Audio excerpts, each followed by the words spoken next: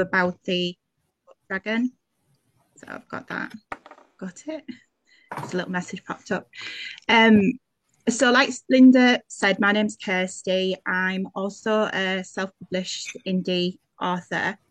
My story is that back in 2019, I published my first novel, The Veils of Valoria. And prior to that, I'd been writing on and off for a number of years. But as I'm sure happens to everybody, life gets in the way and you end up procrastinating, and there's various things to do. And my writing slowly sort of got kept getting pushed back and back and back. And it wasn't until I walked into a bookshop, a local bookshop, and met another author, and she invited me to go along to her writing circle, which was probably one of the best decisions that I've ever made, because through the support and encouragement that I had from the writing circle, I had the impetus that I needed, and that regular sort of check in and that advice and support that came back. And we were all working on novels at the time, which was perfect anyway. And we sort of brought each other's writing along, and there was various different experiences in that writing circle. So there was an author who'd been purely self-published and did all of his self-published works himself through Amazon. And then a couple of the other authors had gone through a local publishing company, which I didn't understand the term at the time, but obviously now I understand them much better as them being classified, I would say, as a vanity press. Yeah. So when it came to my book, and I'd finished it and I'd got to that point where you finally have that confidence to let it go, because you've edited and edited and edited as far as you can, and you do have to get to that point where you just have to let it go and pass it over to somebody else. And that was really nerve-wracking for me, to sort of trust somebody else to have a look at the work, and then there's always that sort of self-doubt about whether it was good enough or not. And through the writing circle, I got that encouragement to let it go, and I trialed the local publisher because I'd heard quite a lot about them, and I thought, oh, this is really good. You know, they're going to give me all this help and support. And to be fair to them, they did, but it came at a huge cost. I think by the time I'd gone through their editing process and also ordered some print on demand copies. Again, I had to buy a volume to get it at a discounted price. Altogether, that whole experience cost me just short of £2,500 to publish my first book. And I can't tell you, I'm sure you all know the feeling when you hold your first book in your hands, that first time that it's there. And I was so elated, and this is marvelous, and you know, all the hard work's done, this is great, and I'm going to sell loads more books, and then I can carry on writing, and you know, at some point I'll be able to leave my full-time job and I'll be able to concentrate on my writing full-time. And I had all these sort of crazy, what I know now is crazy ambitions that this was going to happen, and it was going to happen really quickly. And so I got to the publisher, I got my book, I did my first signing, and it was combined with a book launch. I'd never done a book launch before, so I kind of had to scrabble away on and Google and look at sort of what things do you do in a book launch, you know, to keep everyone entertained and interested and coming to buy books. And I did quite well for my first book launch. I think I sold 35 books. Yeah. So I was quite pleased with that. I still had 120, 125, 175 books left to sell out of the print on demand that I'd purchased. And then the local bookshop that I met that fellow author in, they were doing an event in December, and they had a panel of authors in doing a book signing event. So I went on to that and I thought, this is great, you know, people coming up and they seemed genuinely interested. And we were helping each other, we were pitching each other's books as well, depending on what sort of reader had approached had approached the tables, and that went really, really well. And I thought, oh, great, this is a brilliant indie bookshop. They're very supportive. They've got us all in, marvelous. Then COVID hit, and the lockdown hit, and the rest of my book signings got cancelled. And so I was left with quite a lot of stock, no means to sell my physical books, and relying on Amazon, where I'd published the books on. Um, and my books sat on Amazon, and they barely had any sales at all. I write primarily in fantasy, so it's obviously it's a heavily competitive genre. My book, God knows what page it was on, because I was still trying to scroll through, trying to work out where I was amongst all of these books. I then went on various workshops trying to understand Amazon's algorithms and how you get your book to the front of the queue and onto your first page and everything. And it was just an absolute minefield. And this went on all the way through lockdown. So not only was I concentrating on my writing, I started to focus on other things as well, as a means of coping with everything that was happening around me. And when lockdown lifted and the bookshops allowed us to go back in to start marketing our books and doing book signings, I went into the bookshop that I'd originally done the signing back in December. Now, this was a good few months after the bookshops had all opened up and everything. So I thought, well, the back open, my books must have sold before lockdown hit, and everybody's back now. So hopefully I've sold some books. So I'm an avid reader myself. So I'd gone into the bookshop and I thought, right, I'll support this independent bookshop. I'll buy a book. And while I'm there, I'm going to have a little nosy and see where my book is. And I walked up and down and around the area looking for my books, and I couldn't find them. And I knew that my fellow local authors, some who were in that writing circle, had also put stock in there, and I couldn't find their books either. So I was just going around the shop in circles, and eventually I spoke to one of the retail assistants and I said, where are all the local author books? And she said, oh, they're right over here, I'll show you. And literally she walked me the length of the bookshop. They were at the furthest bookshelf at the back, towards the back of the store. They weren't even facing the general public, so they were the opposite direction, and they were right on the bottom shelf.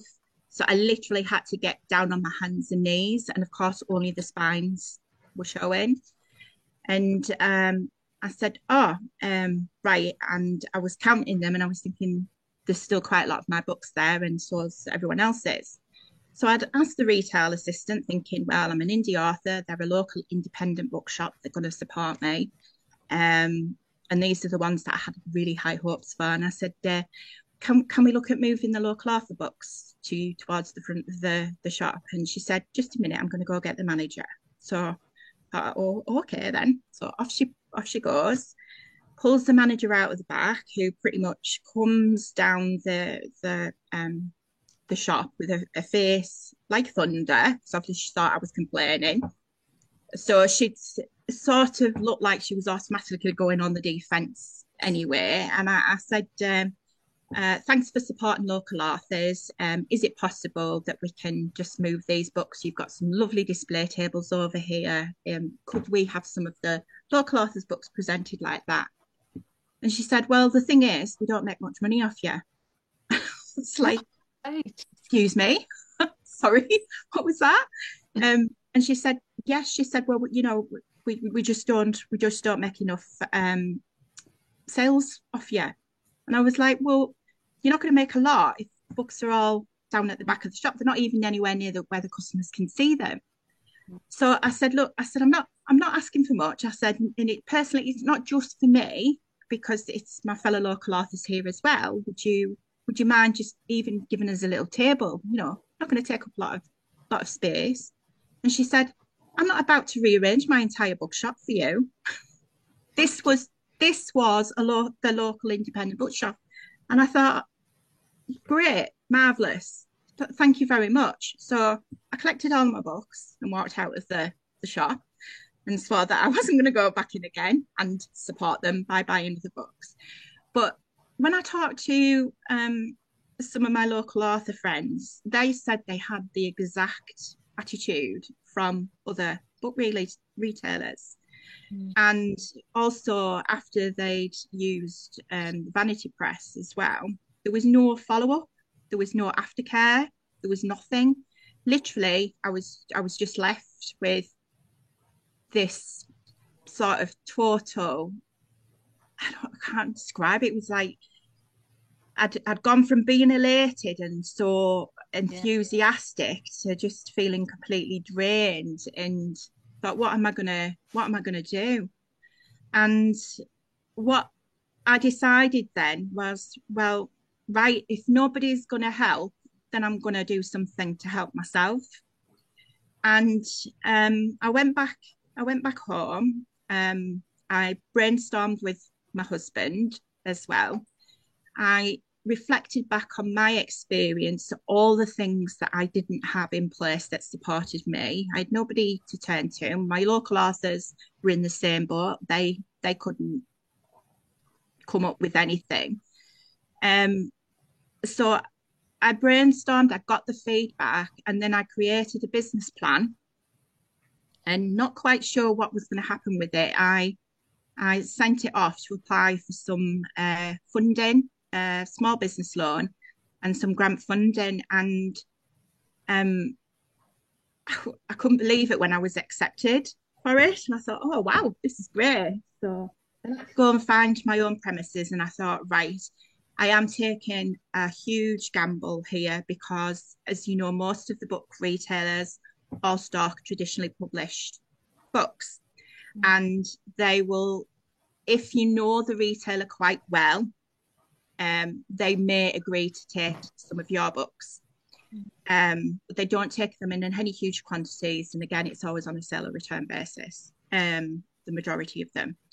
So I'd found the premises, I got it decorated, I created the whole brand. I was deliberating, do I do Bookworm? Do I do Book Dragon? Which sounds better. Book Dragon definitely has got more of an edge to it. Plus, I can play a lot on the branding as well because there's quite a lot of interest in dragons at the moment.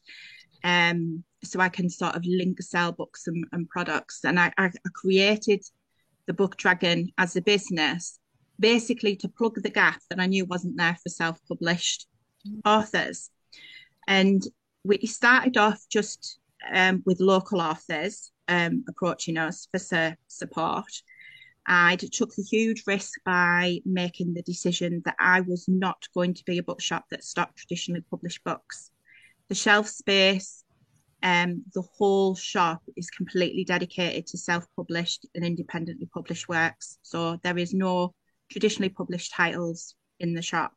Now that's a big gamble and a big investment for me because obviously customers don't know a lot of the authors that we work with. Um, the other thing that I had to think about is I really need to get to know these authors.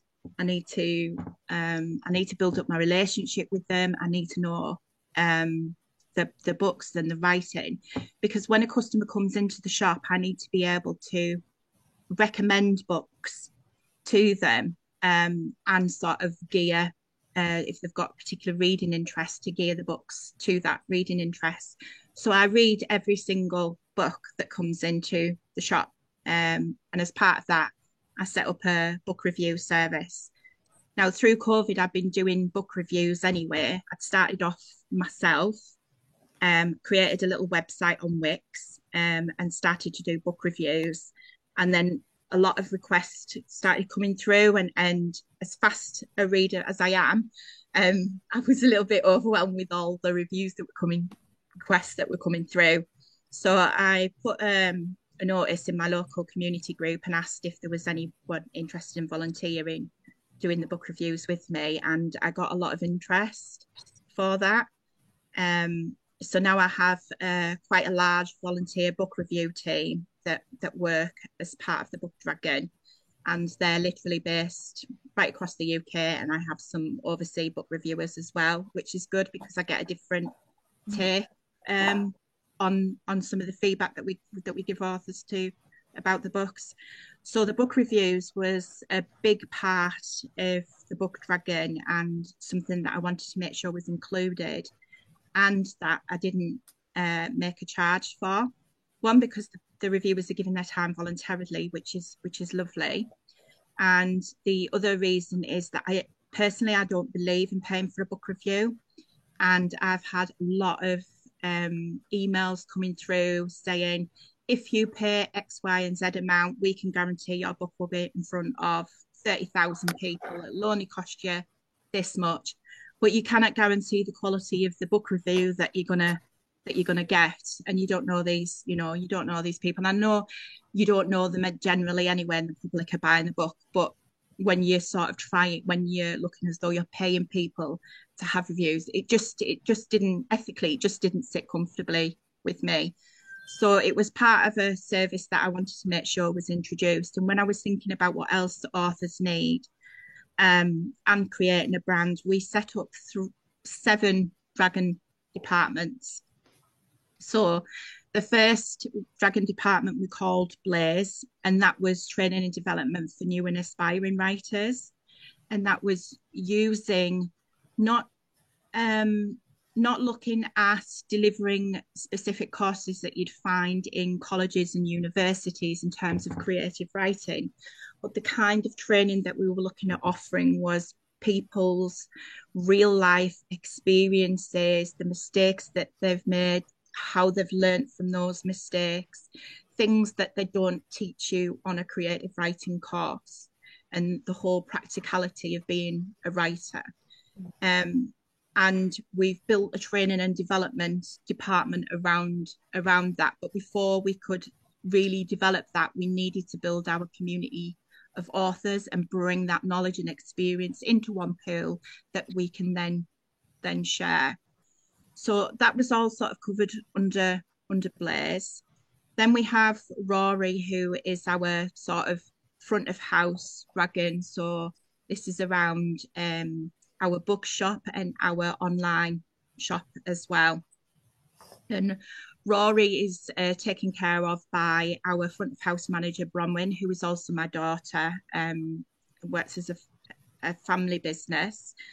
And she's a great support to me because I also have an underlying disability as well. So I have to manage my work and the work around the book Dragon. And Bronwyn's a great support because she understands my disability as well. So she gives me the appropriate support for that. So she looks after Rory, and then we look at all the different things that we need to do, all the different types of offers that we can put on there.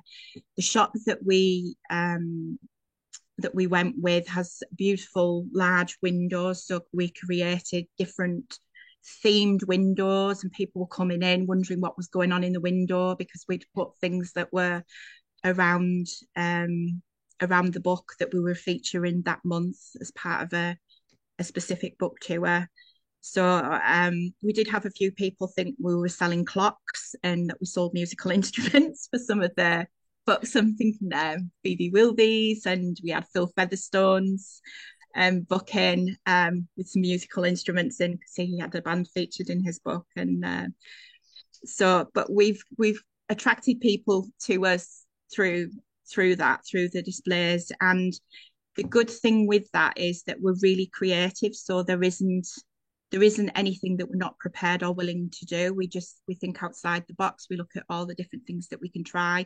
If it works, great, we'll implement it and keep it. If it doesn't work, we'll tweak it, or we'll go back to the drawing board and look for other things. So there's nothing ever sort of set in stone in terms of what the Book Dragon does. So there's loads of different things that we've got going on generally in the shop to bring customers in and to raise awareness. And again, there's a lot of work that goes on behind the scenes in terms of our online presence as well.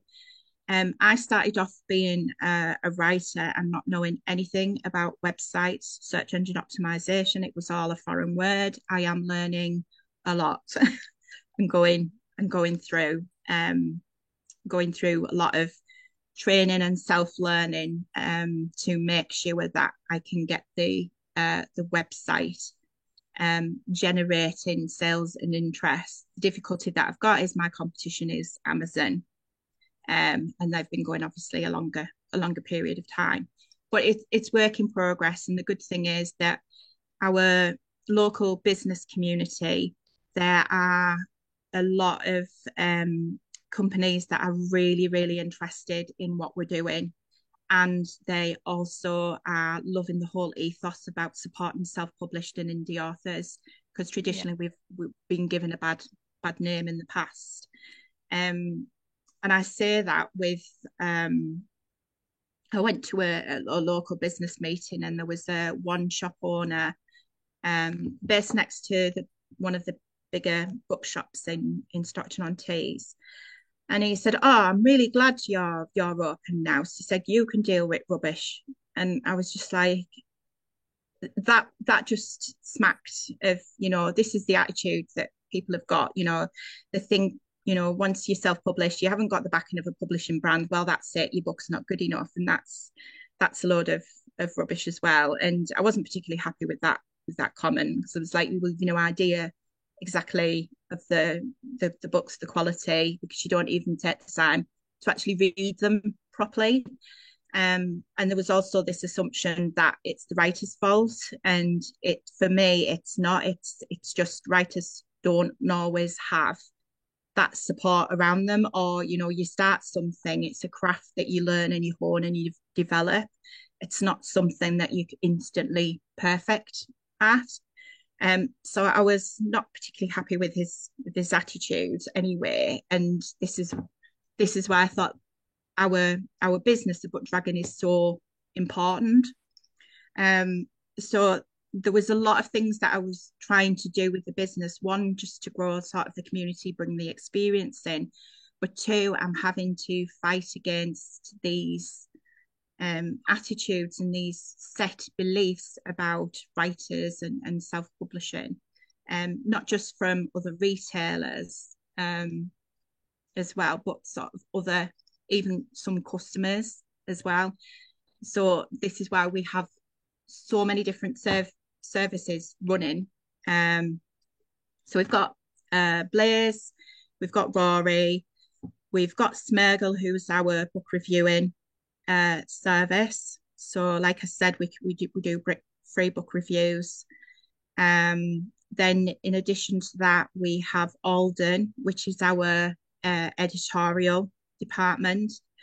So we have attracted a lot of expertise in house, and Tim Marshall has taken up the role as our editor in chief. So we now have our own in-house editorial service. We don't charge anywhere near the silly prices that some of the other vanity presses were charging in terms of their editorial service. And the good thing with us is that we've looked at what support authors need in terms of that whole journey from rough draft to a final copy, and put a series of contractors and people that we know that deliver a good service and that are ethical and support what we're trying to do. And we've got that in place. And the good thing is that authors can cherry pick from the services. So one author might need editing, but they know how to format the book. But another author might just need an illustration service, and they're very comfortable with the whole editing side of it. They've got somebody in there. We encourage, if you have got family and friends, we encourage the author, to utilize, to try and keep the costs down as much as possible. So for us, it's not about trying to get as much money out of somebody as we can. Although I do have to run a business. So I always get told off, like, put your business head on, Kirsty. Most of the time I sit with my author head on. But for me, it's just about having that balance. And the main ethos for me is about being able to support writers and give as many as an opportunity to achieve their ambitions and become published. So we have Alden, and Then come Phoenix and Hydra, who work hand in hand. So Hydra is our networking and events dragon, and that is the idea around that was to bring our self-published and indie community together at various events, but also to try and get in-house to deliver sort of in-house expertise through other authors, bring in external experts as well. So we've been running a couple of workshops with an author that we met at London Book Fair called Michael Laron, and he's been sharing some of his experience with us. So we're always looking at opportunities to do that and to create sort of networking events as well. And we've got our sort of literary awards that we've launched in recognition of some of our authors' works.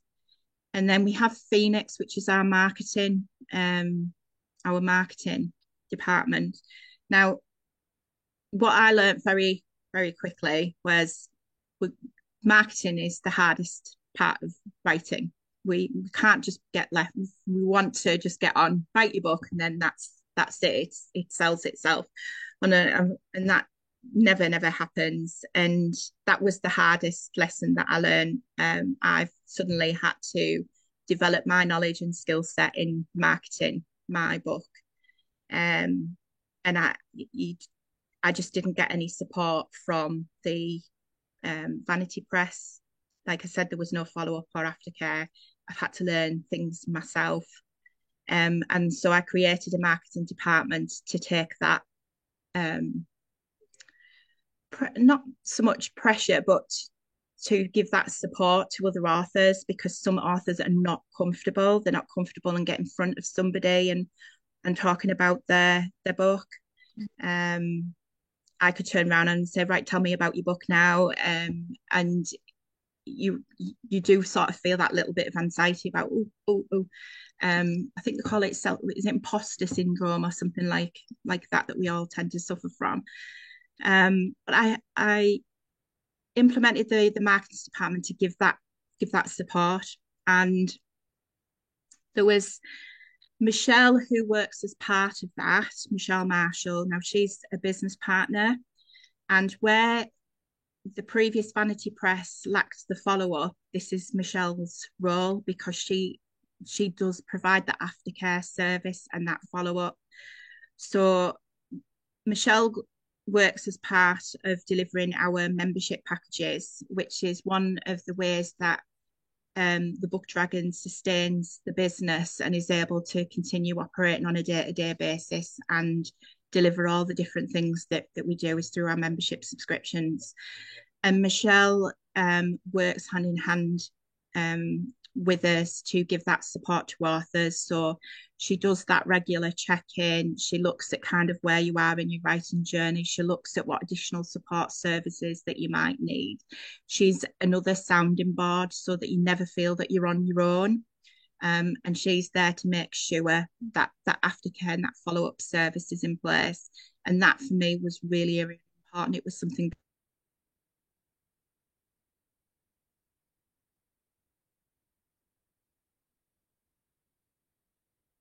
Frozen.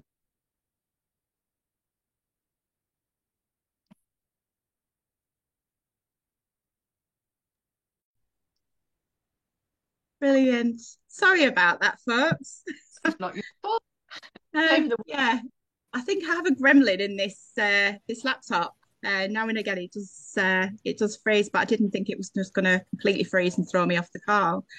So yeah, so I was explaining about Michelle and the membership services, and we've got 3 different levels with different incentives in each level. And again, it's optional as to which levels is best for you, and I can send some information later if it's something that you are interested in. And we also do the corporate fellowship, which is just like a one-off joining fee, basically, for those that can't afford to pay a monthly membership subscription, as another way of helping people to join and benefit from the services that we offer. So those are sort of Phoenix and Hydra. And then I think the one other that we've got at the moment that I'm very keen to get developed is Spectral. and Spectral is our ghostwriting and publication service. So the Book Dragon is also looking at publishing its own publications under a pen name, and also looking at securing different contracts that we can get for ghostwriting as well. So again, that's just something that we've got sort of going in the background. That's kind of work in progress at the moment. But overall, they're sort of the main elements of the business that we have. As far as I know, there is no other business like ours. Certainly not in the UK. We know that there are shops overseas that do support just self published in indie. So we don't claim to be the only bookshop, but we're the only ones in the UK, certainly with a service that runs. There's no precedent set for what we do. So that's why, which is great because literally it's a learning curve. And we don't have any red tape. We don't have anything to hold us back. We can actually experiment. We can create. We can be as innovative as we want. So we've attracted a lot of different things because of that and the whole ethos that we have. One of the biggest wins for us was we secured a contract with a publishing company in America called 21st Street Publishing. And they'd been in talks with the American Prison Services for over 4 years. Currently, their prison services, they have 2.5 million Americans incarcerated, and they spend about £8 million on books. But the books that they have access to is what's in the public domain. They are very old books as well. They don't have a range of titles and reading material. They also don't have much support in the way of some of them have limited reading skills as well. And they don't have access to books that will necessarily help encourage in terms of their vocabulary and comprehension and everything. So 21st Street Publishing, we're working with the services, the defence services over there to create what they called a commissary programme, which was basically all of our self-published books were being developed into a commissary edition book. And that book is due to go on sale with all of the American prison services. It is hoped that it will be a very successful and quite lucrative contract for our authors as well. There are a number of incentives and a number of people that have played a part in getting this off the ground. So they've had quite a lot of support from a company called Sidnet, who are the tablet providers for the inmates, and they've created a special store that the inmates can go on and order books from. But not only that their family and friends can order books either for themselves or they can buy for the inmates. And then there's a link of different benefits that if the inmates buy a certain amount of books, they get credit in other areas that they can spend on sort of luxury items and things. So they've made this a really, really good initiative. And part of creating the commissary book is that they've included book club questions because they want to encourage reading groups within the prison services to sit and have discussions around the books and the material that they've read. They have certain restrictions on things that they don't allow in the books, which we've been given guidelines for. The idea originally was to roll out with just ebooks. There's been a few teething issues in terms of that with the ebooks and what they call the SID store, which is a store that they've created. So they are working behind the scenes to try and get that sorted out. And discussions are starting back again January next year in terms of they need a more secure and robust review process because a book unfortunately slipped through the net and a Texas prison complained about it didn't come from the Book Dragon, I'm pleased to say, because we do thoroughly review our books before they go onto the programme. But unfortunately, this one did slip through, and it broke one of the laws in America, and the Texas prison was not very happy about it. So the tablet providers have decided that they want to have their own robust reviewing service into all of the books that we've previously submitted all have to go through a review process, hence there's been a delay on it. However, that being said, that's the ebook side. The paperback side is rolling out, and that is our partners in America who are rolling that out directly to all of the prison services, because they've already had established links with them as well. So they've created a paperback catalogue, and that's been rolled out as well.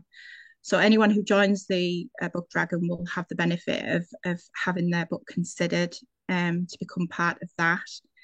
The difficulty that some of our authors have is that if you've published through Amazon, and in particular if you're in the Kindle Unlimited program, there's a potential clash in terms of ebooks,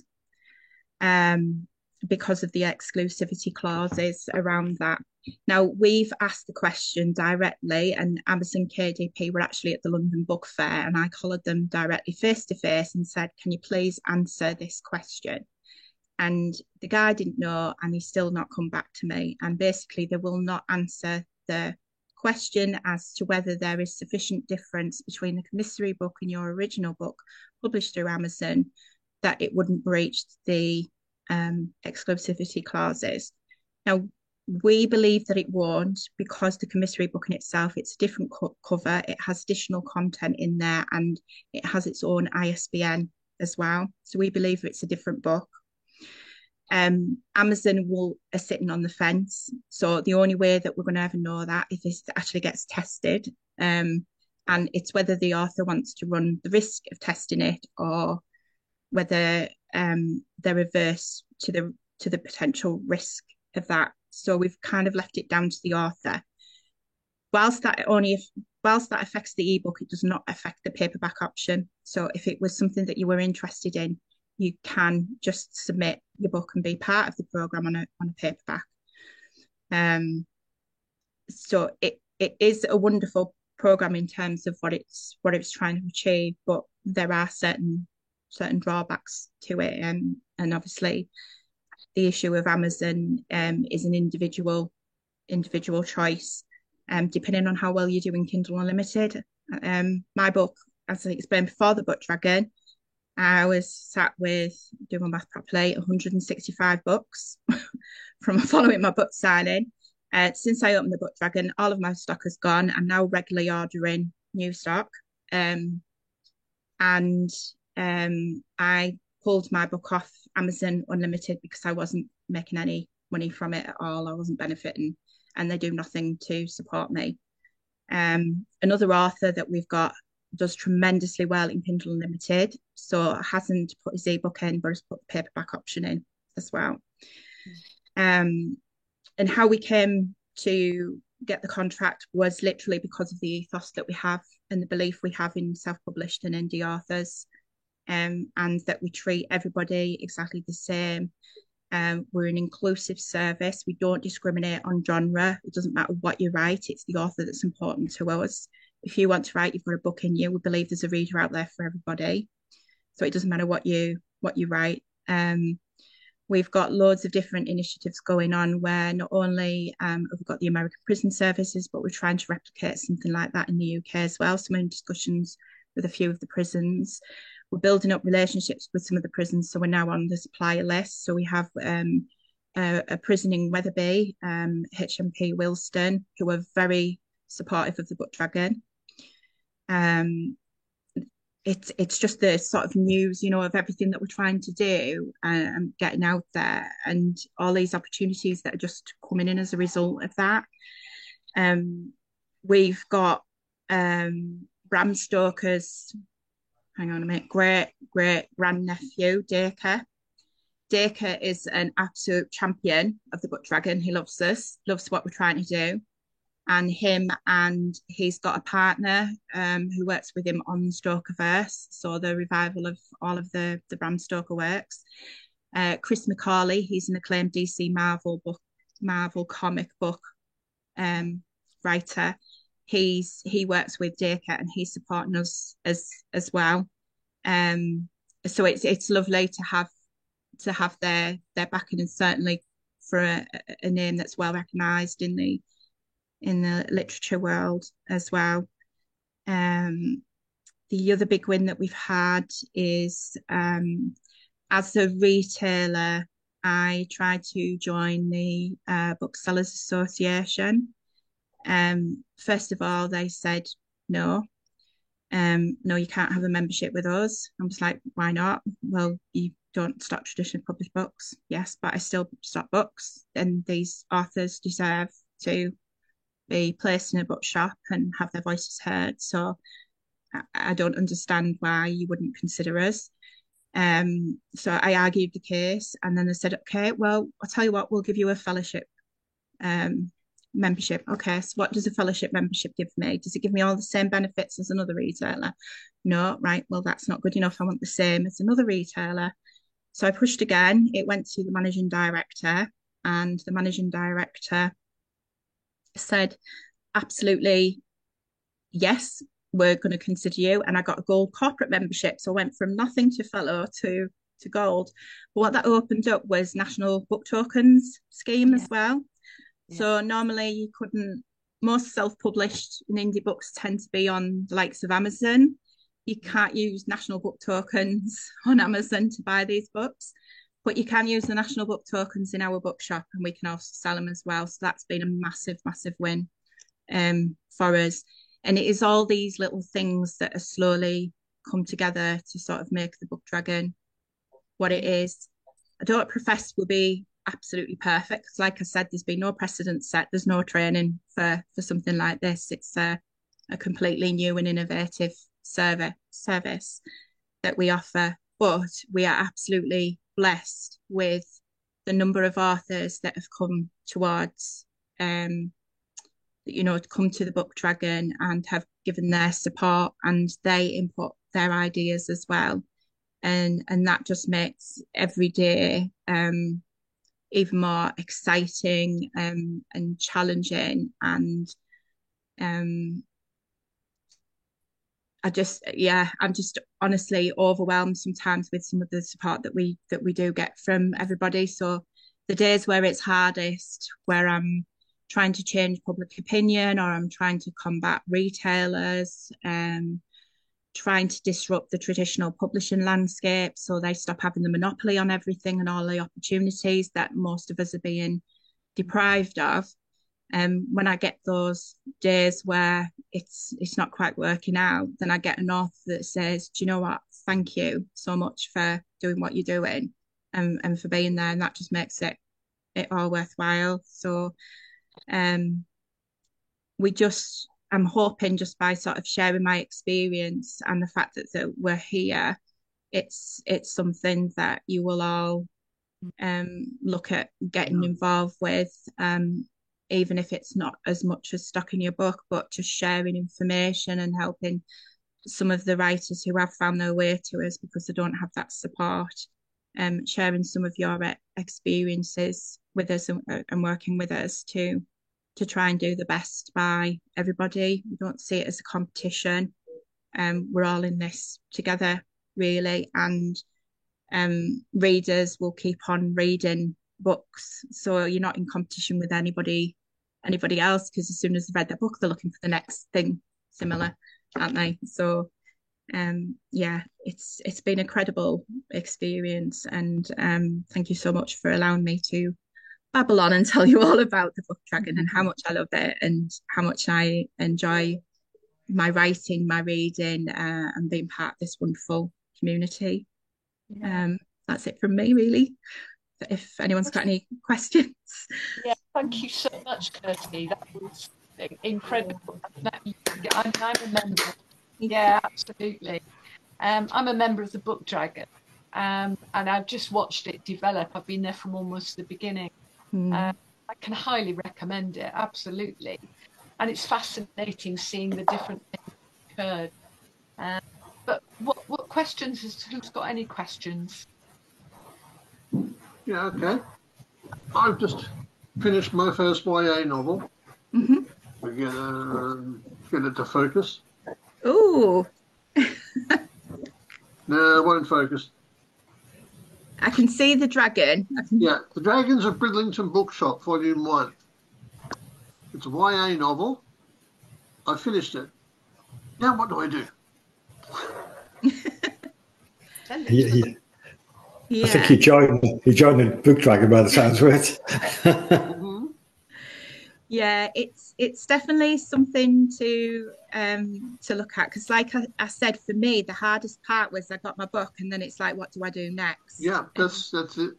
Yeah, the best way of selling your book is getting out there face to face. So the events that PYA host are an ideal opportunity anyway for you to chat to readers.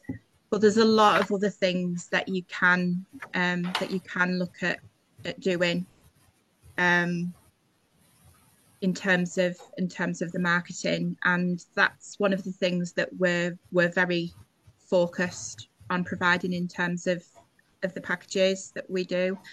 You need to get your books out into the bookshops, but like I said, the difficulty that you have there is some are really good and others not so good. You don't want to be paying somebody to take your book in.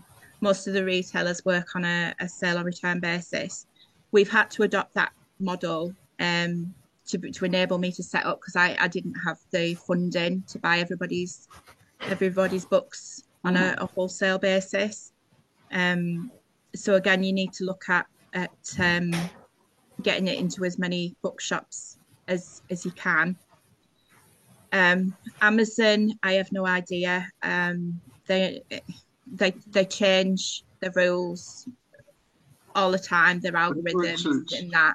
Yeah, you'd have to be some sort of tech whiz to understand what's going on there.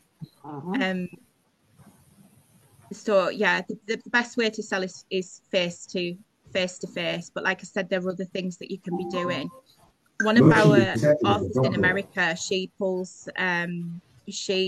donated some of her services in terms of creative design, and pulls like a lovely press package together. She's got a website designs that she does.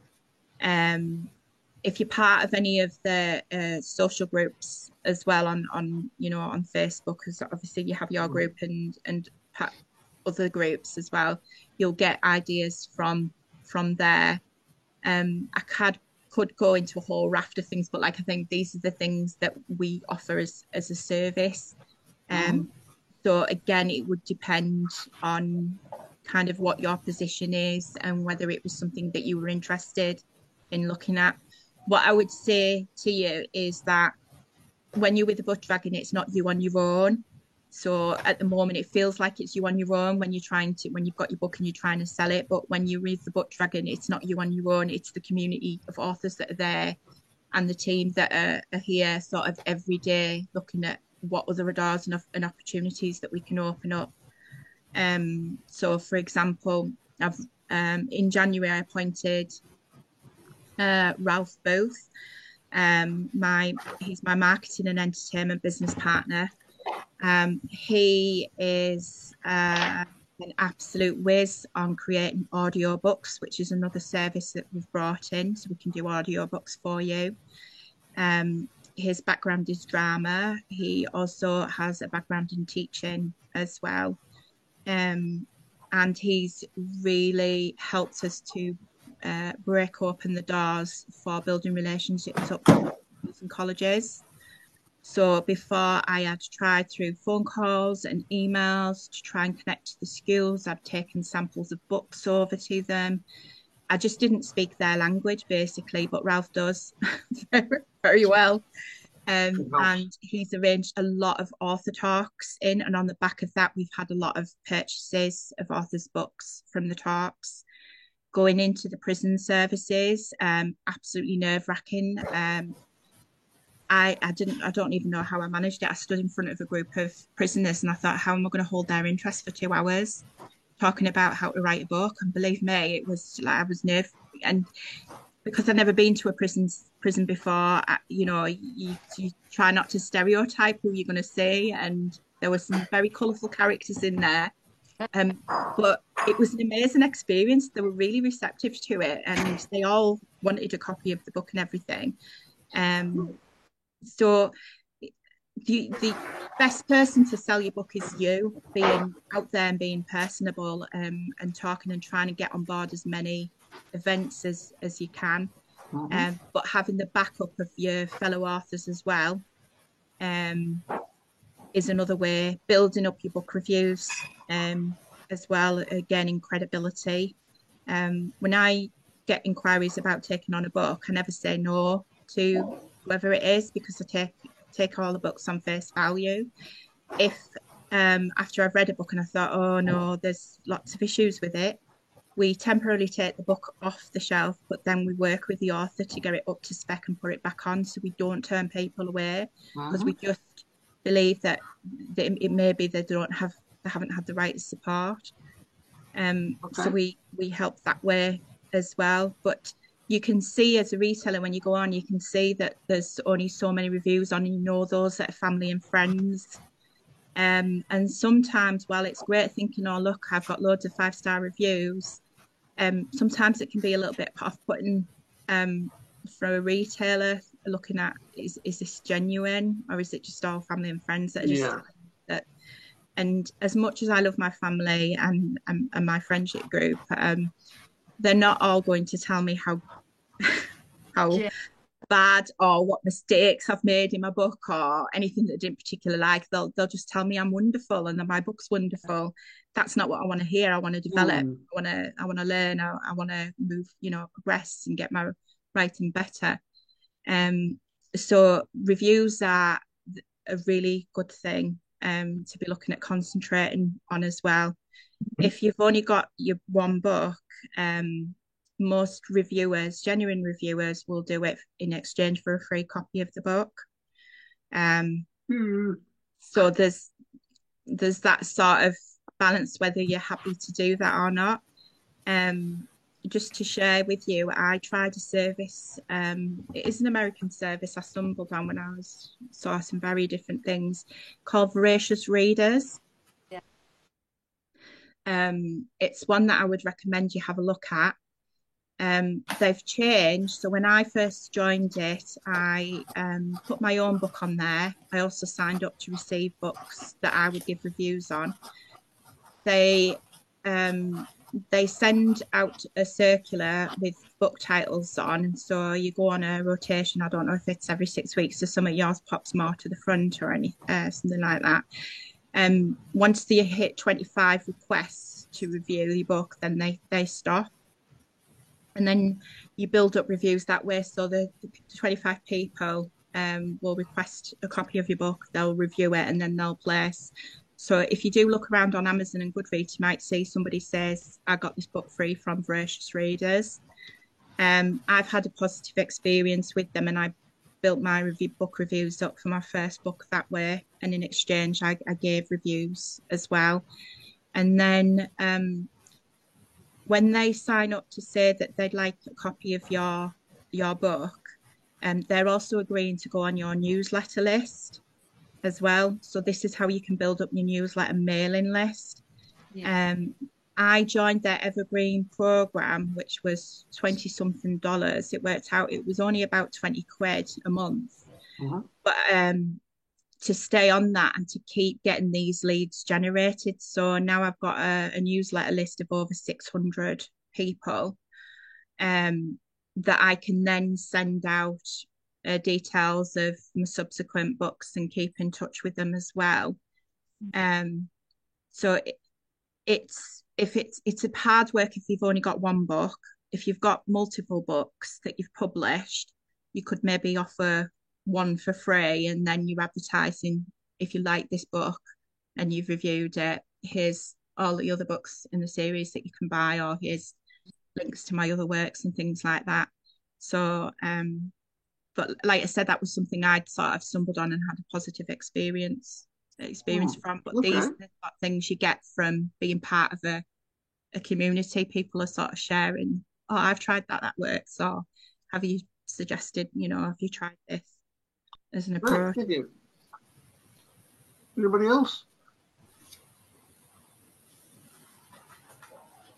Julie? Hi, do you publish anything yourselves?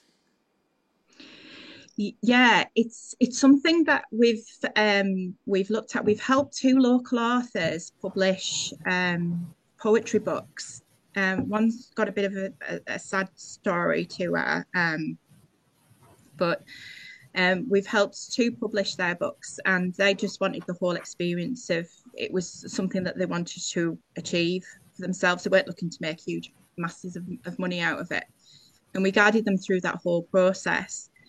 And it is something that I have looked at doing is to create.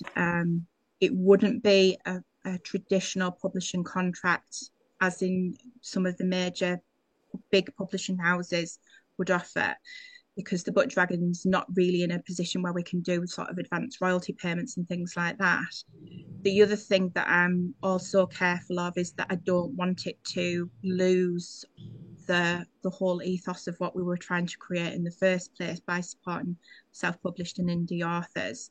So there's two things that I'm exploring. One's a hybrid version of a publishing contract, which is to try and give better sort of royalties and a different experience to what traditional publishers are currently offering.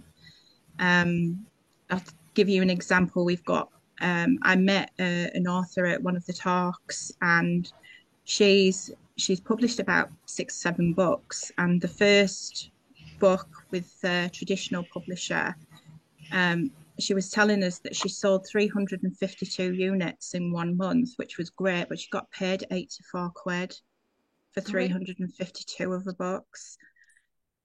The royalty rate with some of the traditional is ridiculous.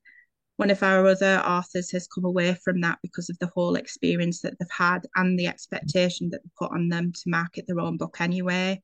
So you might as well do it yourself, because obviously you get the most money in terms of royalty payments, and you keep that control over your book and your rights as well.